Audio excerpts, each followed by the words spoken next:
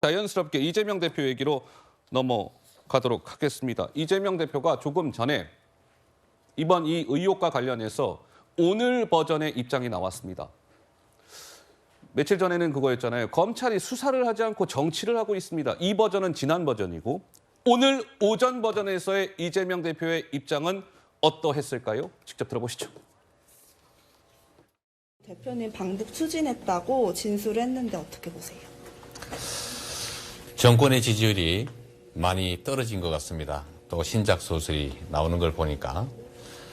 그런데 아마 저번 변호사비 대납 소설 망했지 않습니까?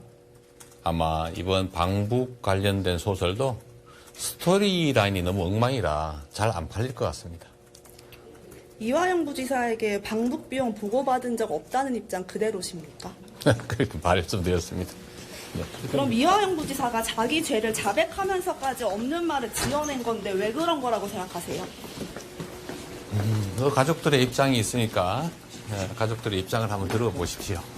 그 쌍방울 관련해서 대표님 빼고 전부 다 혐의를 인정했는데 이것도 검찰이 조작한 거라고 보십니까?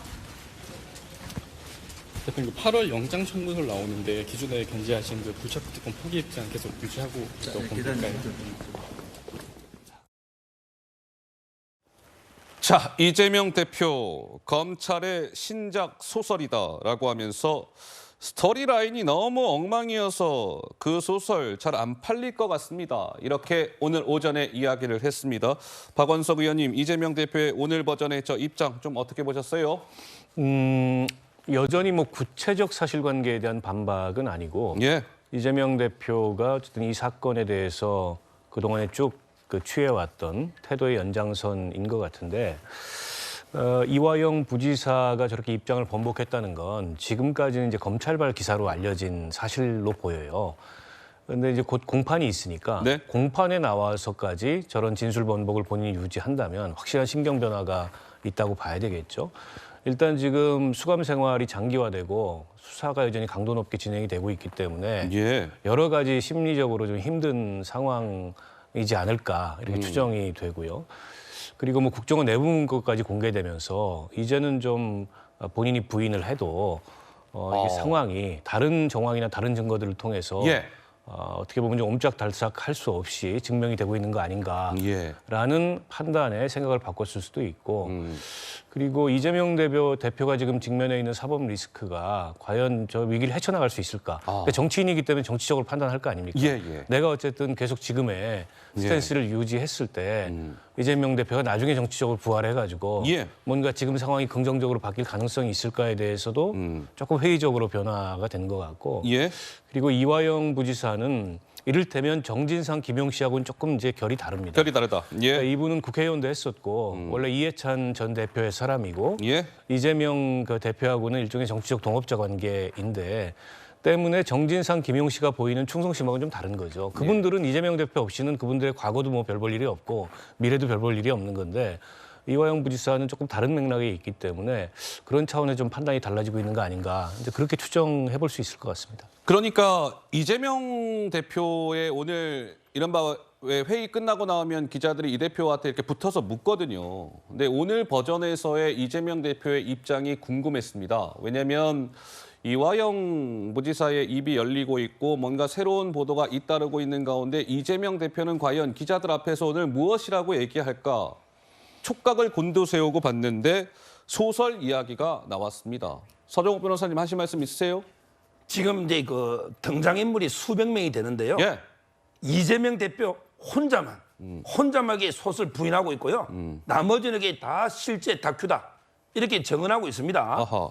지금 안부수 아태회 회장, 그다음에 김성태 회장, 그다음에 박모 쌍방울 부회장 등 직원들 수십 명, 그다음에 국정원 직원, 그다음에 중요한 게 경기도의 신모 평화협력국장, 예. 그다음에 북한의 김성애, 송병철, 리오남, 김영철 우리 등장인물에 북한이 다 등장하는데 소설 써먹에 북한이 가만히 있을까요? 예. 아니 남조선의 윤석열 검찰 이게 조작하고 있다 이렇게 반발 안 할까요?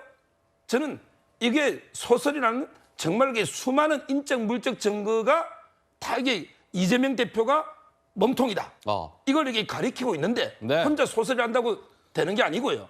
그다음에 두 번째 이게 변호사비 대납도 옛날에 뭐 소설처럼 주장하는데 예. 이 부분이 수사가 진행 중에 있어요. 아, 다만 이게 예. H그룹의 배상윤 회장하고 이게 전환 사채가 왔다 갔다 이게 흐름 때문에 예. 계속 이게 수사 중에 있고 배상윤 회장은 해외 도피 중이잖아요. 예. 이게 끝난 게 아니에요. 변호사비 대납도. 이재명 대표는 저번 변호사비 대납 소설 망했지 않습니까? 오늘 저렇게 이야기했는데 망한 것이 아니라 검찰은 여전히 그 수사 ING 현재 진행형이다. 근데 거기에 대납에 KH그룹의 배상윤 회장이 예. 연루된 이런 의혹 때문에 지금 해외 도피 중이잖아요. 예. 그래서 이게 진행 중에 있다. 이렇게 보시면 돼요.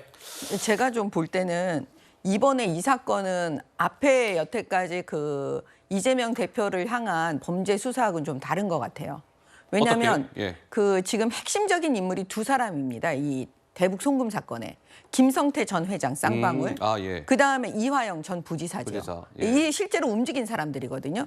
이 두 사람이 지금 이재명 대표에 대해서 다 알고 있었다. 사전 보고했고 그렇다면은 결과적으로 제3자 뇌물이 될 가능성이 거의 99% 이루어졌다고 보여지거든요. 예. 그러면 지금 그 민주당이 방탄하지 않겠다. 특권을 불체포 특권 포기하겠다 얘기했잖아요. 정말 방탄하지 않는다면 네. 그러면 실질 심사를 받아야 되지 않겠습니까? 영장 실질 심사를. 그렇겠죠. 그럼 판사 앞에 가서 받잖아요. 예. 그러면 이럴 경우에는 영장이 나올 확률이 굉장히 높아지는 거죠. 그래서 저는 이재명 대표가 머릿속이 복잡하기 때문에 네. 결국 이런 얘기 한 거예요. 가족들의 입장이 있으니까 가족들의 입장을 한번 들어보십시오. 무슨 말이냐면 이화영 부지사가 예. 지금 헛소리 하고 있다. 뭐 저기 예. 검찰의 그 압박에 의해서 저런 거다 이렇게 얘기하지만 사실은 그렇지 않은 게 변호인이 있어요.